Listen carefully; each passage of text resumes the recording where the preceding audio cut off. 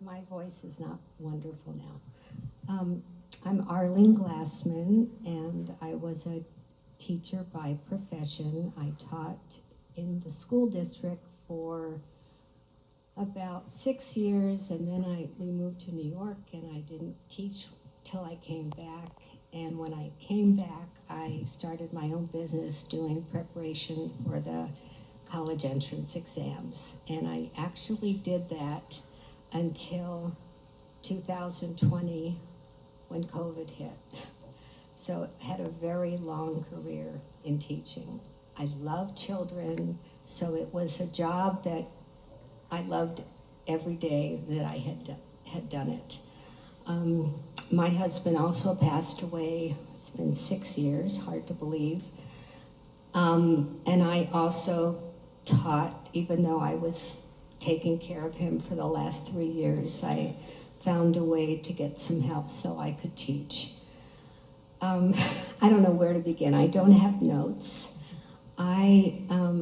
Just to give you a little background, I lost my mother when I was 13, and I had to take care of my sister, who was 5 years younger than me, and then my father remarried, and it wasn't a good situation. But then I met a wonderful man in college, which was the best thing I ever did, and we had a very happy marriage. The hardest thing that we had to go through was that we lost a child. And compared to what I'm going through now, there's no comparison. That was much more difficult. I also have an autistic grandchild who I've worked with and has done well. Now I have been diagnosed with a very aggressive form of cancer. I'm very grateful. I wasn't supposed to be here. I was only given a year and a half, and that was 2021, and it's 2024. And I'm sitting up here. My cancer has come back. I'm on a very unacceptable to me treatment, but you know, it's okay, because we'll see if it's going to work, and then it will be great, and I'll, you know, be doing things again. I know you want, next question is the resilience, so we'll get there. I can talk about that, because I have a lot to say about that. Well, I really kind of want to hear about, you know, what your coping mechanism is. What's been a key to your, many keys, I'm sure, but what is the overarching key to your resilience? And you've obviously been through a hell of a lot. Oh, go ahead. You go first. Yeah, go ahead. Okay.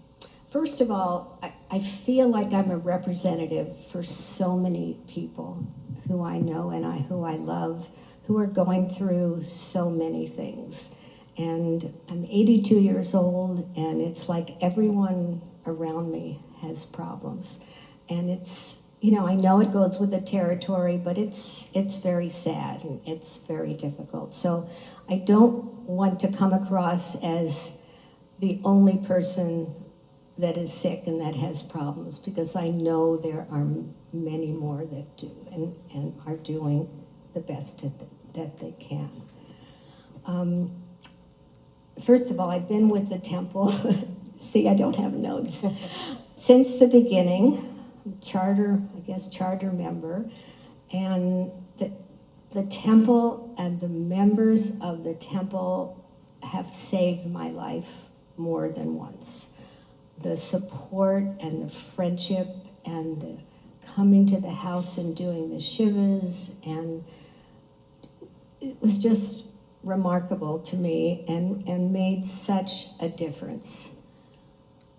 In terms of resilience, I mean, I have not cried. I've only cried once when I got this diagnosis, and that was when they told me that they pulled my clinical trial because I was doing well on it, but the drug company pulled it, so I had to go off, and then the cancer came back.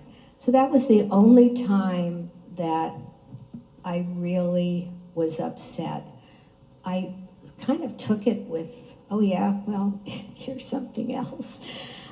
And I was very optimistic. I thought, well, I'm going to do everything I can. I went to 5 doctors before I wound up at City of Hope. The first one said I had a year and a half, and he was going to put me on the most rigorous chemotherapy where I would lose my hair and be very sick. And I said, I think I need to find another doctor.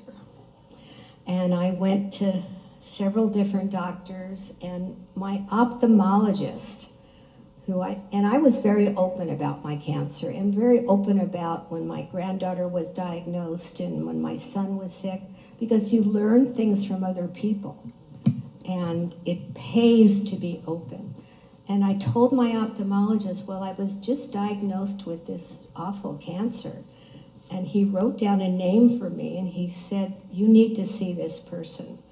And I went to see this darling little Indian man who spent 2.5 hours with me, looked over all my scans and everything, and he said, you need to be at City of Hope.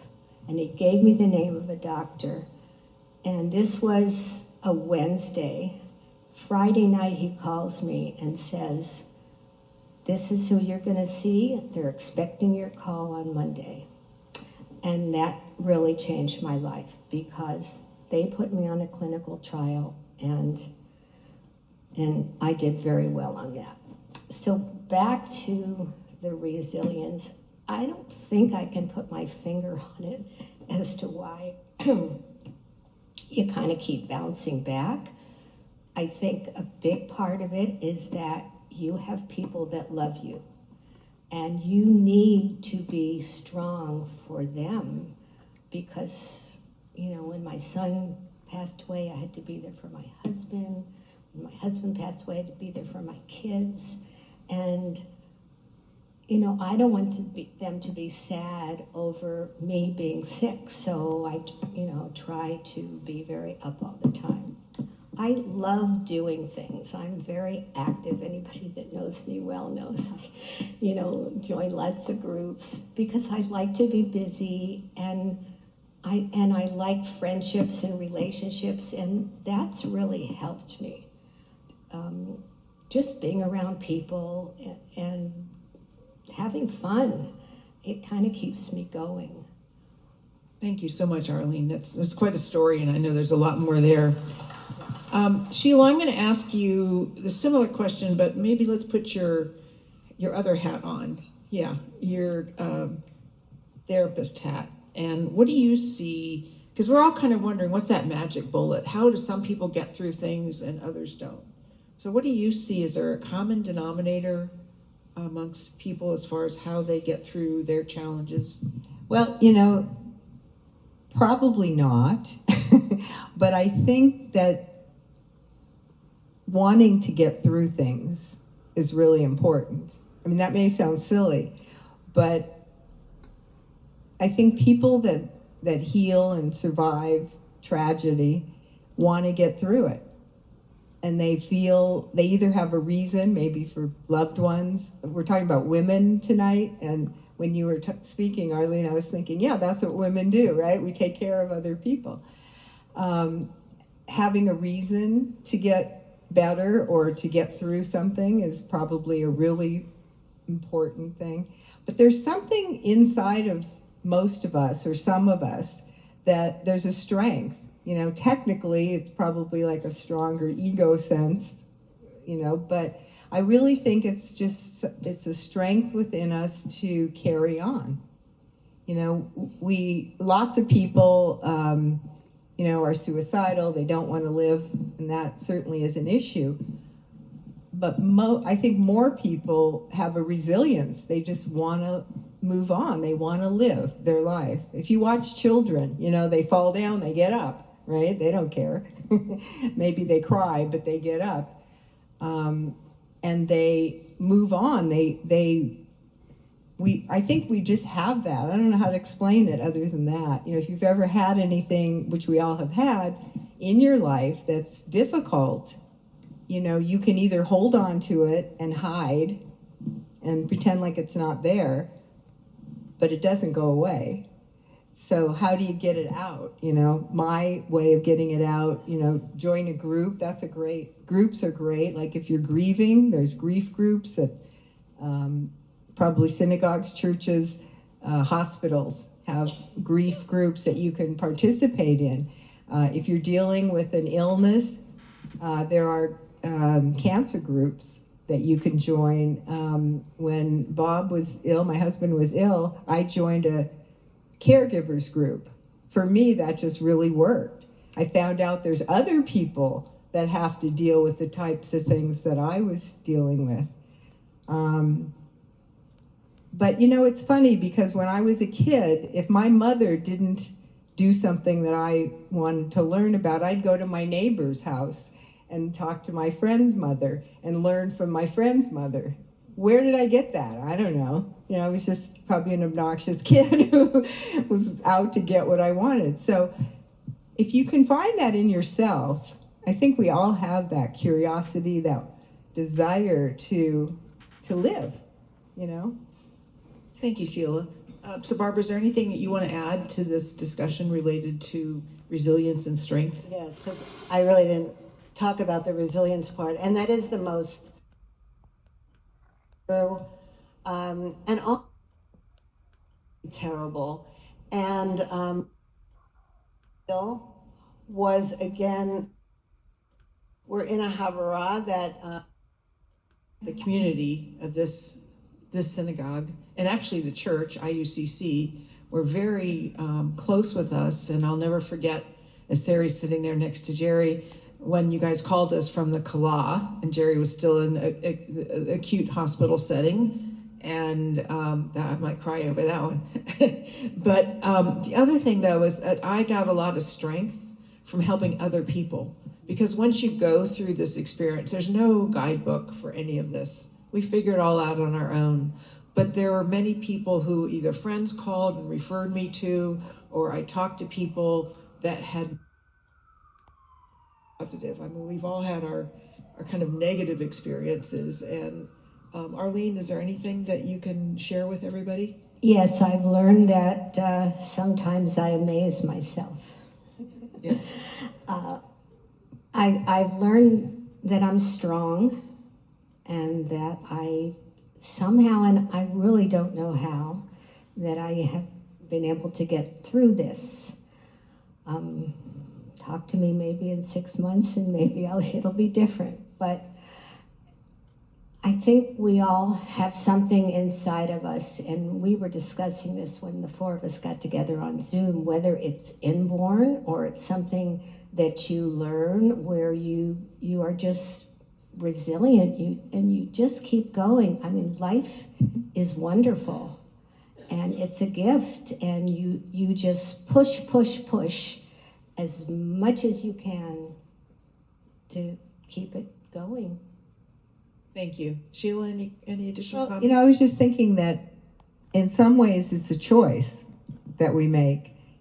If you can make that choice, there are certainly people who cannot make that choice for different, maybe mental health reasons. and you realize too how it becomes that much more important. And look at the sun shining and take advantage of the beauty we have here too. Right? Yeah. Want to sing? Well, anyway, I want to thank you all. I know it was quite emotional to share these stories, and I hope everyone has been overall moved by the strength and resilience that you've shown during your life challenges. We are going to let you be able to take questions or whatever, but we'll meet you in the Oneg because I think it's probably just about time. And we'll all be available there for a little bit if anybody wants to talk to us individually. And I want to thank you all for your attention today.